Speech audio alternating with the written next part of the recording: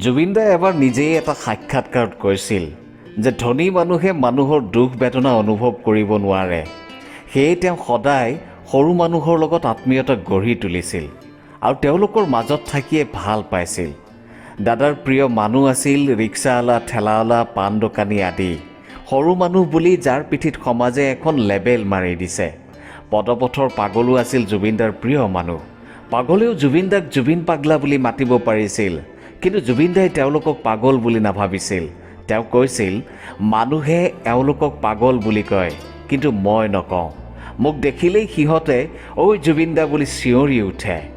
মহানগৰীৰ মগনীয়া অঘৰী শিশুবোৰো আছিল দাদাৰ সংগী। সিহঁতেও জুবিন দাক তই বুলি ক'ব পাৰিছিল। এবাৰ কেইটামান মগনীয়া শিশুৱে জুবিন দাক দেখি তই গান গোৱা জুবিন নহয়নে বুলি সুধিছিল। জুবিন দাই তেতিয়া হয়, আহ এইফালে আহ, কি কৰি আছ ইয়াত বুলি মাতি আনি সিহঁতৰ লগত কথা পাতিছিল। সেইবাবে দাদাৰ মহাপ্ৰয়াণৰ পিছত সৰ্বস্তৰৰ লোকে হিয়া ঢাকৰি কান্দিছিল। পাগলজনো পাগল হৈ পৰিছিল।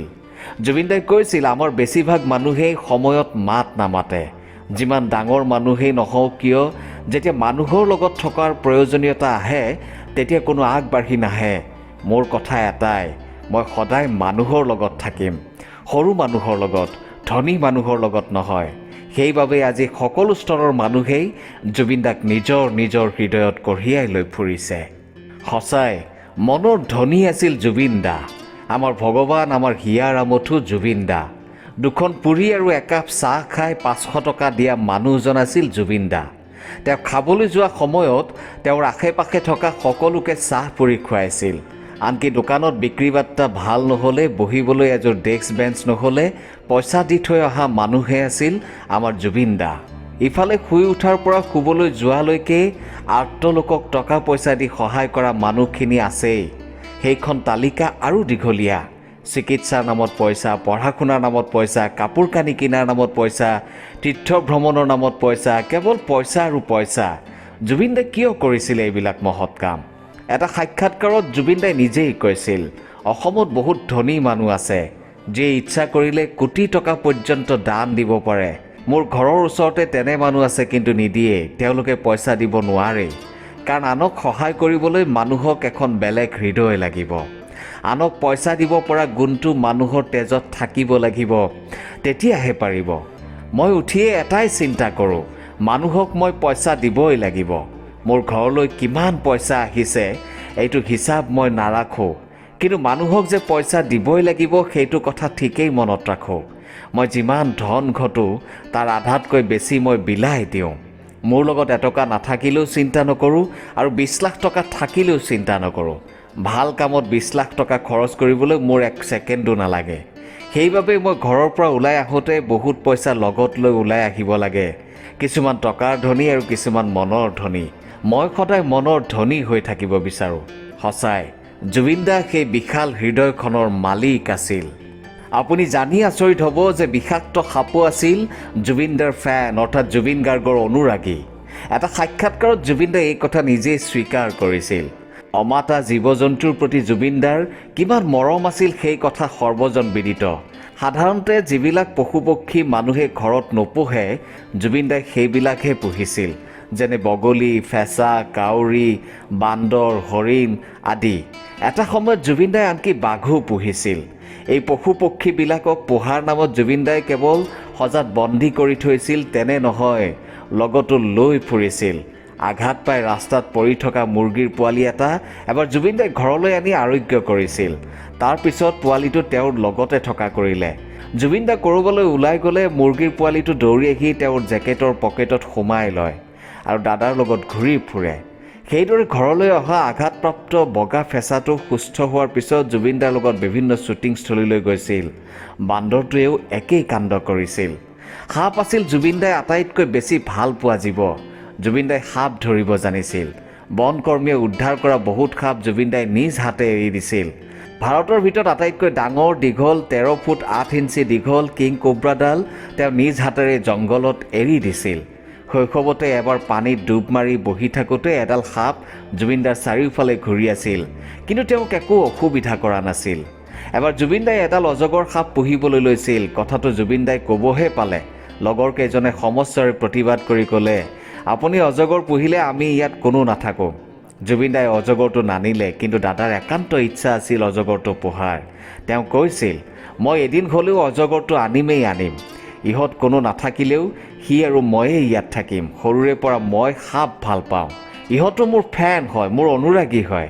কিন্তু দাদাৰ সেই আশা পূৰণ নহ'ল। জীৱ জন্তুৰ প্ৰতি ইমান মৰম থকা মানুহ জগতত দ্বিতীয়জন ওলাবনে বাৰু? এবাৰ ভাবি চাওকচোন। এবাৰ এজন সংগীত পৰিচালকক জুবিন দাই পিটন দিছিল। ইয়াৰ কাৰণ জানিলে আপুনি আচৰিত হ'ব। এবাৰ এগৰাকী বাঙালী সংগীত পৰিচালক আহিছিল জুবিন দাৰ ওচৰলৈ। বয়স খুব বেছি 29-30 বছৰমান হ'ব। গীত গোৱাব জুবিন দাৰ দ্বাৰা। সেই উদ্দেশ্যে তেওঁ গুৱাহাটীলৈ আহিছে। গুৱাহাটীলৈ তেওঁ প্ৰথম আহিছে, একো চিনি নাপায়। গতিকে জুবিন দাই নিজেই হোটেল ঠিক কৰি দিছে, ষ্টুডিঅ'লৈ লৈ আহিবলৈও জুবিন দাই গাড়ী ঠিক কৰি দিছে। জীৱনৰ প্ৰথম ছবিত সংগীত দিব ডেকা পৰিচালকজনে। গতিকে তেওঁৰ খুব টেনশ্যন। গীত ৰেকৰ্ডিং কৰাৰ দিনৰ কথা। টেনশ্যনত তেওঁ ইফালে যায় সিফালে যায়, কি কৰে হিচাপ নাই। তাৰ মাজতে তেওঁ জুবিন দাক লাইটাৰ এটা বিচাৰিলে। জুবিন দাই সুধিলে, কি কৰা? চিগাৰেট খাব লাগে বুলি তেওঁ উত্তৰ দিলে। জুবিন দাই ক'লে, লাইটাৰ নাই, কিন্তু তোমাক মই দিয়াচলাই এটা দিব পাৰিম, হ'ব? সংগীত পৰিচালকজনে হ'ব বুলি কোৱাত জুবিন দাই তেওঁক এটা দিয়াচলাই আনি দিলে। টেনশ্যনত দিক বিদিক নেদেখা সংগীত পৰিচালকজনে দিয়াচলাইটো পাই জুবিন দাৰ সন্মুখতে একে সোপাই 3টামান চিগাৰেট হুপি পেলালে। জুবিন দাই তেওঁক ইফালে আচোন বুলি মাতি কাষলৈ মাতি আনি বহিবলৈ দিলে। তাৰপিছত তোৰ বয়স কিমান হৈছে বুলি সুধি একেমৰে 7টামান স্বৰ সোধালে। বেংগলৰ পৰা জুবিন দাৰ দ্বাৰা 3টামান গান গোৱাব অহা সংগীত পৰিচালকজনে জুবিন দাৰ পৰা 7টামান স্বৰ খাবলগীয়া হ'ল। কিন্তু জুবিন দাটো সদায় জুবিন দাই। তেওঁ ধুনীয়াকৈ গানকেইটা গালে, বাণীবদ্ধও হৈ গ'ল। তাৰপিছত ডেকা সংগীত পৰিচালকক লগত লৈ জুবিন দাই এখন ৰেষ্টুৰালৈ গ'ল। মাংস পোলাও অৰ্ডাৰ কৰি পেট ভৰাই খাবলৈ দিলে। বেচেৰাই আকৌ পিটন খোৱাৰ ভয়তে যিমান পাৰে মাংস পোলাও খালে। তাৰপিছত জুবিন দাই তেওঁক গুৱাহাটী বিমানবন্দৰলৈ থৈ অহাৰ ব্যৱস্থা কৰি দিলে। বেংগলৰ ঘৰত উপস্থিত হৈ কান্তলীয়া স্বৰ কেইটামান খাই যোৱা ডেকা সংগীত পৰিচালকজনে জুবিন দাক মেছেজ দিলে, আপুনি কি আচৰিত মানুহ, মাৰে যেনেকৈ খুৱায়ো তেনেকৈ। আপোনাৰ নিচিনা মানুহ মই জীৱনত কেতিয়াও লগ পোৱা নাই। হয়তো ইমান সহজতে লগ পাব কেনেকৈ। এইখন পৃথিৱীততো আৰু বহুকেইজন জুবিন গাৰ্গ নাই, এজনেই আছে, সেয়া হ'ল আমাৰ ৰজা, আমাৰ অসমত। এই কথাখিনি জুবিন দাই এবাৰ এটা সাক্ষাৎকাৰত অভিনেতা ৰবি শৰ্মাক কৈছিল। আপোনালোকে জানেনে যে জুবিন দা কেনেকৈ গাননিক হ'বলগীয়া হৈছিল? এয়া বহু বছৰ আগৰ কথা। জুবিন দাই নগাঁৱৰ ফালে এখন সংগীতানুষ্ঠান কৰি আছিল। সন্মুখত শ্ৰোতা দৰ্শকৰ বিশাল জনসমুদ্ৰ। মঞ্চত সদায় দেখাৰ দৰে নিৰাপত্তা বেষ্টনী। সেই বেষ্টনী ফালি হঠাৎ কোচত কেঁচুৱা এটা লৈ মহিলা এগৰাকী মঞ্চলৈ উঠি গ'ল। জুবিন দাৰ এধানি পৰশ লাভাৰ আশাত মঞ্চলৈ উঠি যোৱা ডেকা গাভৰু পুৰুষ মহিলাৰ অভাৱ নাই। কিন্তু কোচত কেঁচুৱা লৈ যোৱা মহিলাগৰাকী দেখি জুবিন দা অলপ অপ্ৰস্তুত হ'ল। মহিলাগৰাকী আগুৱাই আহি কেঁচুৱাটোক দেখুৱাই জুবিন দাক ক'লে, আপুনি মোৰ সন্তানটিৰ এটা নাম দিয়ক।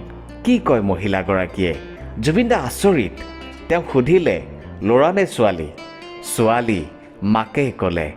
জুবিন দাই কন্যা সন্তানটিৰ মুখলৈ এপলক চালে। তাৰপিছত এটা নাম দিলে, পানচৈ। মাকে হাঁহি মাৰি দিলে। জুবিন দাই এইবাৰ সুধিলে, এই বয়স কিমান হৈছে? 2 বছৰ হৈছে দাদা, মাকে উত্তৰ দিলে। জুবিন দা আকৌ আচৰিত হ'ল। 2 বছৰ বয়সলৈকে আপোনালোকে তাইৰ নাম কিয় দিয়া নাই? তেতিয়া মহিলাগৰাকীয়ে উত্তৰ দিলে, 2 বছৰ আগতে আপুনি আমাৰ অঞ্চললৈ প্ৰগ্ৰেম কৰিবলৈ অহা সময়ত মই সন্তান সম্ভৱা আছিলোঁ। সেই অৱস্থাৰে মই আপোনাৰ প্ৰগ্ৰেম চাবলৈ আহিছিলোঁ। প্ৰগ্ৰেম চাই থাকোঁতে মোৰ হঠাৎ পেইন আহিল, বিষ অনুভৱ কৰিলোঁ। কি হ'ব কি নহ'ব একো ভাবি নাপালোঁ। বিষৰ কোবত মই কেৱল কেঁকাবলৈ ধৰিলোঁ। এনেতে কোনোবাই মোক আপুনি গান গাই থকা মঞ্চৰ তললৈকে লৈ গ'ল। তাতেই মই এইক জন্ম দিলোঁ। জন্ম হৈয়েই তাই প্ৰথমে আপোনাৰ গানেই শুনিলে। তাৰপিছতেই মই আপোনাৰ দ্বাৰা নাম এটা দিয়াম বুলি ভাবি আছিলোঁ। বিগত 2 বছৰ ধৰি সেই সুবিধা পোৱা নাছিলোঁ। আজি আপুনি আকৌ আমাৰ ঠাইলৈ অহা বাবে সুবিধাটো গ্ৰহণ কৰিলোঁ। এইজনেই আছিল ঈশ্বৰ পুত্ৰ আমাৰ জুবিন দা। মানুহে কিমান আশা কৰে, কিমান ভৰসা কৰে জুবিন দাৰ ওপৰত। আনকি নিজৰ সন্তানৰ নাম ৰখা নাছিল 2 বছৰলৈকে, আৰু তাইৰ নাম ৰাখিব জুবিন দাৰ হতুৱাই। সেই আশা পূৰণ কৰিলে।